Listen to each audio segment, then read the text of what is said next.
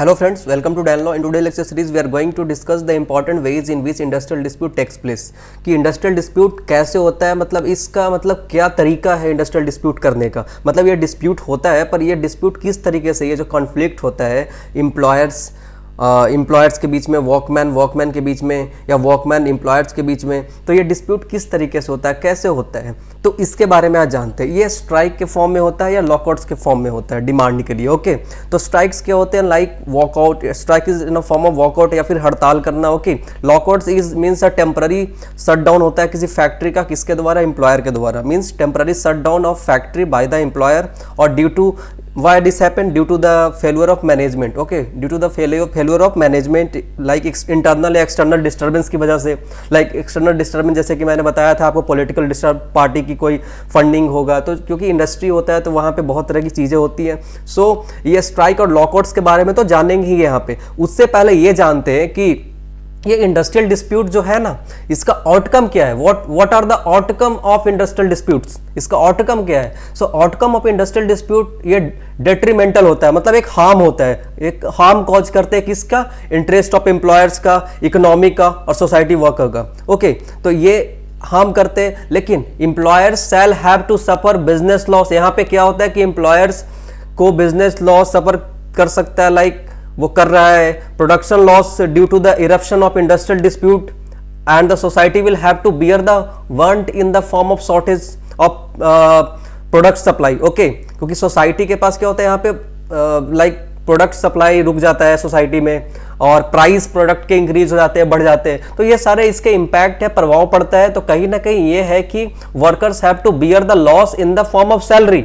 Workers जो होता है उसको एक तरीके से लॉस सहना पड़ता है, क्योंकि यहाँ पे क्या है कि बिजनेस लॉस हो रहा है, प्रोडक्शन लॉस हो रहा है और जो प्रोडक्ट का प्राइस भी बढ़ जा रहा है, तो ये थोड़ा सा इकोनॉमिक कैटेगरी में चला जाता है। लेकिन यहाँ पे ये समझना है कि जहाँ पे भी वर्कर का कोई लॉस हो रहा है या फिर बिजनेस का कोई लॉस हो रहा है, तो ये तो जो स्ट्राइक्स वगैरह, लॉकआउट्स वगैरह जो होते हैं, जो इंडस्ट्रियल डिस्प्यूट जो टेक प्लेस होते हैं, वो एम्प्लॉयर्स के साइड से भी हो सकते हैं और एम्प्लॉइज के साइड से भी, जो वर्कर होते हैं उनके साइड से भी हो सकता है। इतना ध्यान में रखना है आपको। लेकिन अब स्टार्ट कर रहे हैं कि ये जो इंपॉर्टेंट वेज जो यहाँ पे है, in which the industrial disputed takes place in any organization through its employees and sometimes by the employer. Okay, ये दोनों साइड से हो सकता है, एम्प्लॉइज के साइड से भी हो सकता है और एम्प्लॉयर के साइड से भी हो सकता है। लेकिन हम यहाँ पे पढ़ने वाले कि स्ट्राइक्स और लॉकआउट्स ये तरीका है करने का। तो स्ट्राइक कितने तरीके से होते हैं, लॉकआउट कितने तरीके के होते हैं, ये डिस्कस कर रहे हैं। तो फर्स्ट वन इज स्ट्राइक। तो टाइप्स ऑफ स्ट्राइक जो यहाँ पे बताया गया है, first one is primary strike and second one is secondary strike. Okay, पहला यहाँ स्ट्राइक को दो कैटेगरी में यहाँ पे लिया है हमने, लाइक प्राइमरी स्ट्राइक और सेकेंडरी स्ट्राइक। ओके, लॉकआउट्स को बाद में पढ़ेंगे, पहले स्ट्राइक को पढ़ते हैं। ये डिस्प्यूट करने का क्या तरीका है, प्राइमरी स्ट्राइक और सेकेंडरी स्ट्राइक। तो प्राइमरी स्ट्राइक यहाँ पे क्या बताया गया है, primary strike the strikes that are directly projected against the employer are known as the primary strikes. मतलब कोई भी ऐसा स्ट्राइक्स है जो कि डायरेक्टली प्रोजेक्टेड है against the employer are known as primary strike. Below are types of primary strikes which workers adapt to push the employers to get them on the terms of agreed to the workers। अब यहाँ पे जो primary strike में बोला है, primary strike जो है directly projected है एम्प्लॉयर के अगेंस्ट are known as primary strike. And यहाँ पे नीचे बताया गया जो स्ट्राइक जो वर्कर्स जो एडाप्ट करते हैं किस लिए, एम्प्लॉयर को पुश करने के लिए, to get them some terms agreed to the worker. जो जब वर्कर उसके यहाँ जब जॉब कर रहा है, जो वर्कर्स हैं, लेबरर्स हैं जो काम कर रहे हैं, उनके जो टर्म्स एंड कंडीशन को अगर नहीं फुलफिल कर पा रहे हो तो कहीं ना कहीं ये स्ट्राइक स्टार्ट होता है। ओके, तो फर्स्ट स्ट्राइक में यहाँ पे बोला गया है लाइक घेराव। घेराव क्या होता है, घेराव इज अडॉप्टेड बाय, याद रखना first one is gherao, it is adopted by the factory workers to push the management. ये फैक्ट्री वर्कर्स के द्वारा किया जाता है, किस लिए, मैनेजमेंट को पुश करते हैं, to agree their demand by the restricting access to office और factory premises where nobody could move in out. अब ये घेराव किस लिए होता है, वो क्या करते हैं, ये चारों साइड से घेराव कर लेते हैं, ना कोई बाहर जा सकता है ना कोई अंदर आ सकता है। ओके, तो ये डिमांड के लिए, फैक्ट्री वर्कर्स के डिमांड के लिए ये मैनेजमेंट को पुश करते हैं, जो टर्म्स एंड कंडीशन था वो डिमांड है, वो डिमांड को पूरा करे, इसीलिए वो घेराव करके एक तरीके से स्ट्राइक कर रहे हैं, वॉकआउट कर रहे हैं। Okay, now come to the picketing. What is picketing? Picketing होता क्या है, यहाँ पे क्या लिखा हुआ पिकेटिंग के बारे में कि like Picketing is the process of highlighting their issues on placard or banners to show their demand to the public at large and media. Okay, in this union, members are being talked to resolve their dispute peacefully. अब picketing के case में क्या होता है कि यहाँ पे क्या होता है कि एक तरीके से हाईलाइट करता है अपने इशू को प्ले कार्ड और बैनर को लेकर, जैसे आपने देखा होगा। ओके, कि वो पब्लिक एट लार्ज तक वो चीज जा सके, मीडिया प्लेटफॉर्म तक वो चीज जा सके ताकि लोग देखें। In this union members are being talk to resolve their issue peacefully. और ये जो बैनर वगैरह देखते हो कि काला बैनर लेकर अपना जो लेबरर्स होते हैं वो प्रोटेस्ट करते हैं, तो ये एक वे ऑफ पिकेटिंग है। ओके, यहाँ पे कोई नॉन वायलेंस, मतलब एक तरीके से नॉन वायलेंस के तरीके से होता है, यहाँ पे कोई वायलेंस नहीं क्रिएट किया जाता है ताकि मीडिया देखे, एक प्लेटफॉर्म पे जाए ताकि लोग ज़्यादा से ज़्यादा लोगों तक जाए और उनके जो इंटरेस्ट में एक आवाज़ उठे। ओके, ये पिकेटिंग का तरीका है। घेराव हो गया, पिकेटिंग हो गया, ये स्ट्राइक का एक तरीका है। Now come to boycott. अब बाइकॉट में क्या करते हैं, विड्रॉ कर लेते हैं वर्कर्स अपने काम वगैरह से, काम वगैरह वो करते नहीं है। बाइकॉट इज अ प्रोसेस, ये भी एक तरीके से स्ट्राइक है जिसमें एक ऐसा प्रोसेस है where no workers is allowed to carry out any work and union member push other workers not to do work and participate in their strike. अब जो वर्कर्स होते हैं, इनके जो यूनियंस होते हैं, दे से लाइक विड्रॉ योर वर्क, अपने काम को विड्रॉ करो तुम और ये मतलब स्ट्राइक में पार्टिसिपेट लो, हिस्सा लो, पार्टिसिपेट लो। ओके, सो यहाँ पे ये प्रोसेस है। Like pen down strike, what is pen down strike, ये भी एक तरीके से स्ट्राइक है। इस स्ट्राइक में ये कहा गया like where workman come to work on a regular basis but do not do any work and sit idle for whole office hours. Means a pen down strike is a form of non-violent strike, remember, and action or peaceful protest in which an organized group of a private, government workers or its associated professionals partially attains their offices in public or private sector without being involved in office management or simply duty। मतलब यहाँ पे क्या है कि कोई मतलब आते तो सब है लेकिन इसके जो मैनेजमेंट है ना, वो मैनेजमेंट पार्टिसिपेट नहीं लेंगे, अपने ड्यूटी करेंगे पर वो काम बिल्कुल नहीं करेंगे, काम को बिल्कुल विड्रॉ कर देंगे। Okay, so now go slow strike क्या होता है? Go slow strike is a very harmful, okay, and a very important form of strike, like it is a very harmful, detrimental, which cause harm, okay, where the workman intentionally walk very slow. यहाँ पे एक तरीके ये harmful है क्योंकि workman जो होते हैं ना, इंटेंशनली काम करना बंद कर देते हैं, बहुत स्लो काम करते भी है तो बहुत स्लो काम करते हैं गो स्लो स्ट्राइक में। ओके, नाम से ही पता चल रहा है गो स्लो स्ट्राइक है। सो टू स्लो डाउन ऑपरेशन, अपने ऑपरेशन को बिल्कुल स्लो कर देते हैं। मान लीजिए कोई स्किल्ड वर्कर है तो वो काम ही नहीं कर रहा है, बिल्कुल ऐसा काम कर रहा है जैसा कि मतलब एक बिल्कुल स्लो डाउन कर दिया अपने काम को। Okay, so this harm the employer where order has strict timelines to deliver. अब मान लीजिए कि कोई इंडस्ट्री है तो इंडस्ट्री के अंदर जो एम्प्लॉयर है उनको चाहिए क्या कि उनके जो मैक्सिमम प्रोडक्शन हो, उनकी प्रोडक्शन जो होती है ना वो प्रोडक्शन रुक जाता है। Now the hunger strike. Hunger strike is the most common and oldest method used by the workman where they go for indefinite fasting.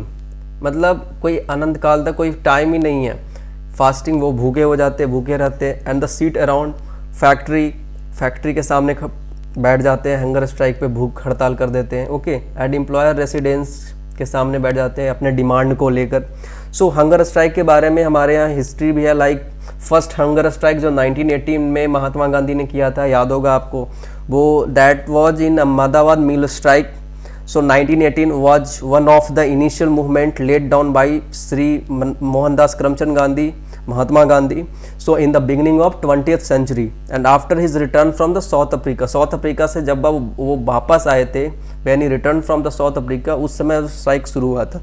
आपको पता होगा जैसे कि Ahmedabad second largest city Bombay के बाद, बॉम्बे प्रेसिडेंसी के बाद उस समय हुआ करता था। उस समय मतलब अहमदाबाद एक सेकेंड लार्जेस्ट सिटी हुआ करता था बॉम्बे प्रेसिडेंसी के बाद, जहाँ पे बहुत सारी ऐसी कॉमर्शियल और इंडस्ट्रीज वगैरह थे, मॉडर्न इंडस्ट्रियल इक्विपमेंट वो 20th सेंचुरी के वहाँ पे थे। तो वो अहमदाबाद उस समय काफ़ी नाम था। So Ahmedabad was the second largest city of the Bombay presidency and was a long established commercial centre.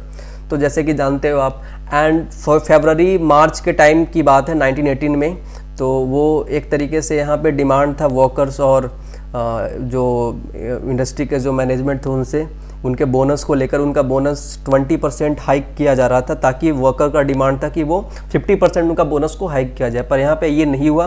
तो मार्च 1918 में under the leadership of Mahatma Gandhi ये जो हंगर स्ट्राइक हुआ था, there was a strike in the cotton mill, याद रखिएगा, जो 1918 में हुआ था, ठीक है, 1918 में। So in this strike Gandhi use the weapon of hunger strike in a non violent way. Okay, ये यहाँ पे कोई वायलेंट नहीं था, डिसिप्लिन वे में किए थे वो strike, and the result was that strike was successful and the workers got a 35% wage increase.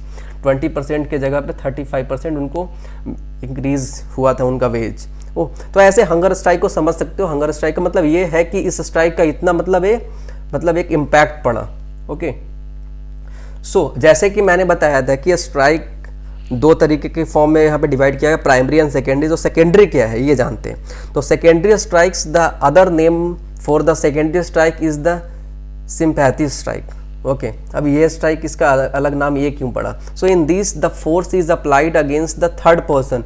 Force किसी थर्ड पर्सन के अगेंस्ट अप्लाई होता है, हैविंग साउंड ट्रेड रिलेशन, ताकि वो साउंड ट्रेड रिलेशन हो सके with the organization. Okay, to indirectly incur loss to the employer, कि इनडायरेक्टली लॉस हो किसको? एम्प्लॉयर को।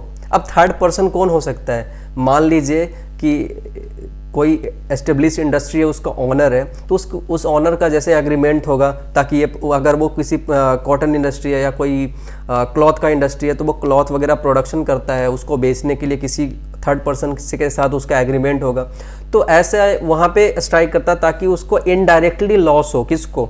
जो एम्प्लॉयर है उसका लॉस हो, जो इंडस्ट्री एस्टेब्लिश्ड किया है, जो मालिक है उसका, उसको लॉस हो। So the third person does not have any other role to play in such strike. Third person का कोई और रोल नहीं होता है यहाँ पे।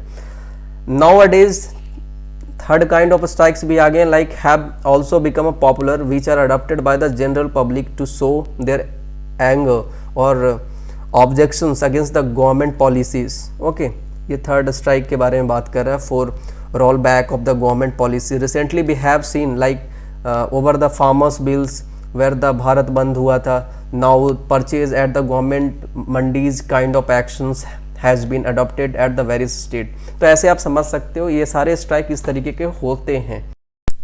now ये क्लियर हो गया, ये सारे जितने भी थे स्ट्राइक्स, जो टाइप्स ऑफ स्ट्राइक बताया, लाइक ये सब खत्म हो गए। अब आते हैं लॉकआउट्स पे।